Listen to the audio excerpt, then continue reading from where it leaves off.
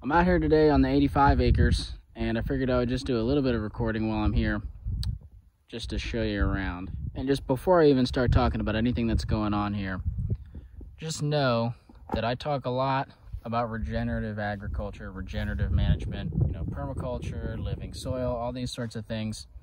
None of that is going on here on the 85 as of right now. It's absolutely my intention that will change, but I'm not farming out here right now.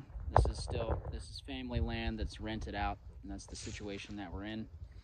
And until I can do something to change that, that's how it's going to be.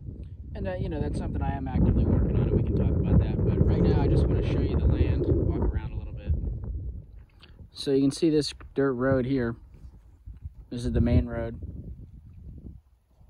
And starting about where those cedar trees are here, that's our property line on the south side. So this tilled field is us. This patch of woods is on us. This field of green is on us, as well as this small patch of woods here. And the 85 acres is shaped kind of in a semicircle or a U shape. We go back this way, curve that way, and come back in touch with the road further north. So there's a section in between here and down further on the road that is not us. We cut out a little bit, if that makes sense. Currently, as of the time of this video, this land is in organic tobacco and hay rotation. So over here where it's been tilled, this is where tobacco will be planted next year. Over here, this is hay. Now this farmer typically doesn't harvest the hay. He uses the hay more as a green manure. So over here last year, the hay was growing. It was terminated at the end of the season by mowing and then tilled into the ground and left bare like this. No winter cover crop. Over here, this was tobacco that was mowed down at the end of the season last year, and then tilled flat and seeded in some sort of hay. Walking down one of our main access roads right now. The bulk of the woods, there's almost 16 acres of woods or so on this property. The bulk of it is here, this patch kind of close to the road, and another patch way back down by the far field. We do have a couple small little patches like this and a lot of stuff along the edge, but the bulk of it is here and down at the far field. Now this patch of woods here might not look like it at this end of it, but there's some rather mature trees in this patch a little further up. The other patch of woods in the far fields is a little bit less mature, but this patch here is a lot of oak. There's some hickory, some other there's some black gum and other things that are mature. A few, tulip poplars and sweet gums here and there, but a lot of oaks in this stand. And like I said, they're mature. They're definitely not old growth status or anything like that, but they're not young trees, I wouldn't say. Right over here, these structures, these are not on us. So this field, you can see the road kind of runs that way. And our land comes like this and goes out that way. So these structures and some of the fields around them are not on us.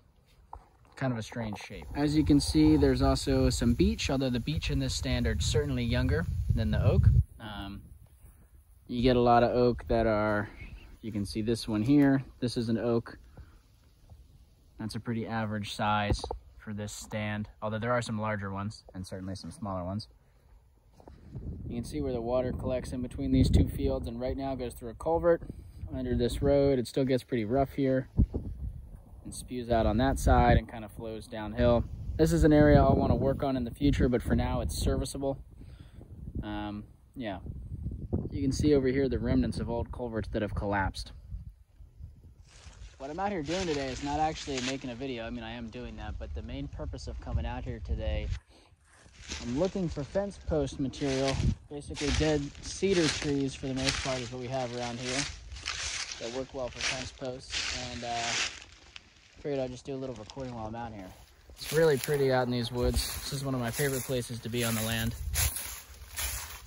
We happen to be right next to a big old oak tree here. Also a beech right under it. Back further in deep in the tobacco section, the woods are behind me, and you can see there is a pond down there. which is used for irrigation often. And you can kind of see how the land slopes down into the pond in most directions. More of the woods over there. I am finding some. There's one right here. There's another down cedar right there. So there are some fence posts out here. There's also a lot of live cedar, like you can see this right here. If I wanted to cut down live trees, we've got tons of fence posts. I don't need that many. I only need about, I don't know, between 10 and 20. You know, if I have to get a few metal posts to supplement, that's not the end of the world for this small project. I'm just trying to fence in a little garden area. That'll be over back by the pole barn area. In summertime, when the rain is kind of sparse and it's real hot, all of these fields get very dry. But wintertime, we get a lot of rain, and you can see we've got some pooling and puddling down here. We are down at lower elevation near the pond, so it makes sense, but hopefully in the future we can improve infiltration and soil structure and maybe not have this.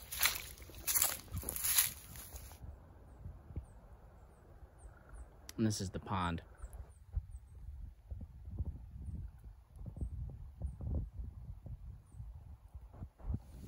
Okay, so right here would be an example of some of the larger trees in this stand. So right here, right there, and right there. Probably some of the thicker ones. I believe that these two are red oak, and this one is a white oak. This is my head, you know, head height compared to the tree. It's a pretty large tree. We walk up to this fellow right here.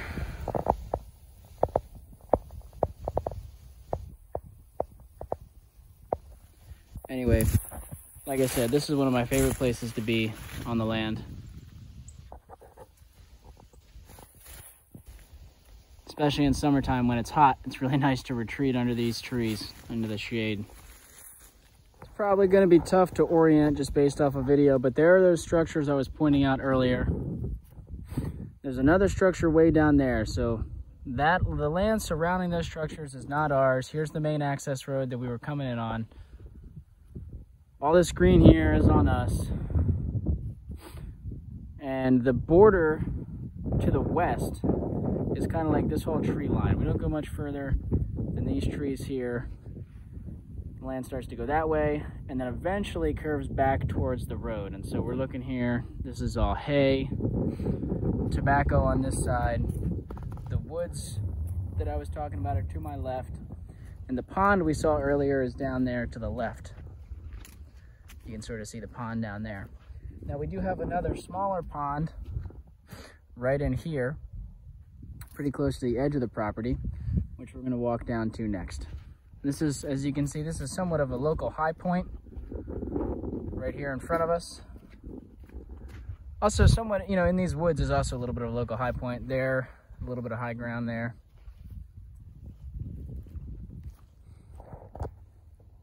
There's the woods with all the oak trees. We're getting close to the far back fields now. And here's the smaller pond.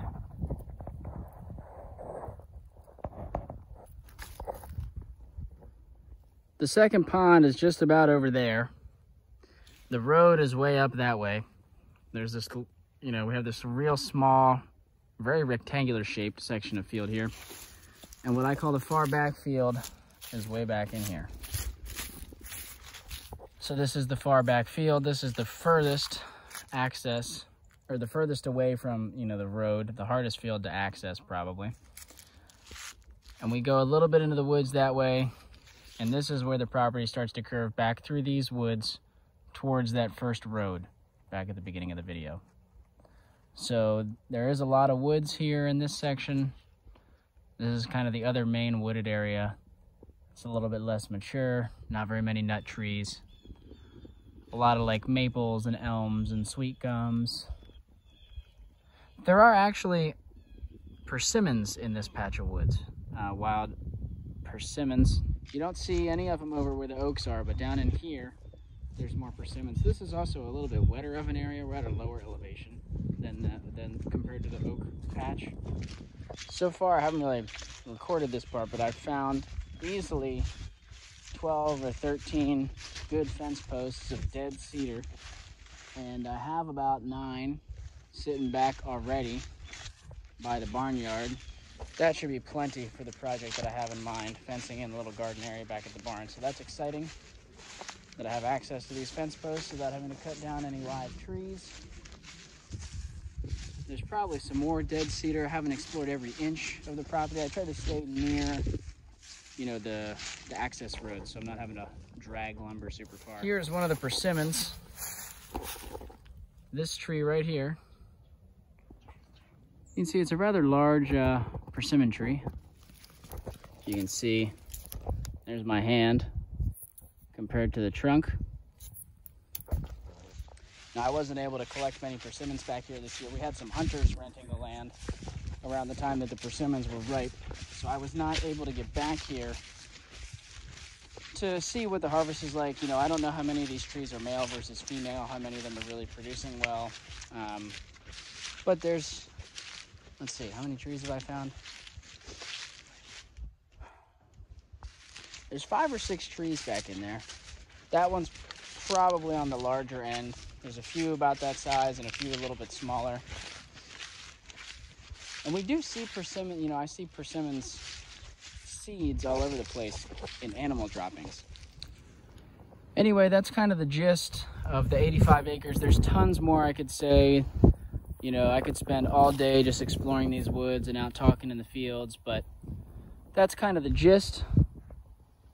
Just to get you a little bit familiar with the land whenever you hear me refer to the 85 acres or the far back field or the big pond, things like that. Just gives a little bit of context. I'm pretty excited to see this land transform over the coming seasons. You know, right now, like I said, I'm really not involved in much of the management of it at all, but I'm working to change that and change the way things are done around here. And it'll be exciting to see how that goes. So, you know, here's to the future.